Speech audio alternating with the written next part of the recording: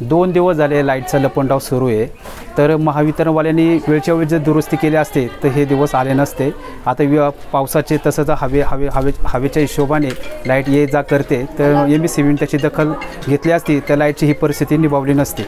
किती दिवसापासून वाडीमध्ये लाईट नाही आहे? 2 दिवसापासून लाईट नाही आहे। या सगळ्या 2 दिवसामध्ये काय काय त्रास सहन करावा लागतो?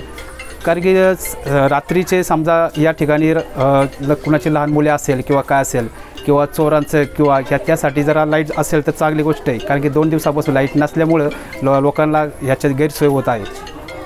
फक्त वाडीवरच लाईट नाही की वाडीच्या सगळ्या पंचक्रोशीत लाईट नाही? वाडव्यामध्ये मुंडोरा गावामध्ये पण लाईट नाही आहे।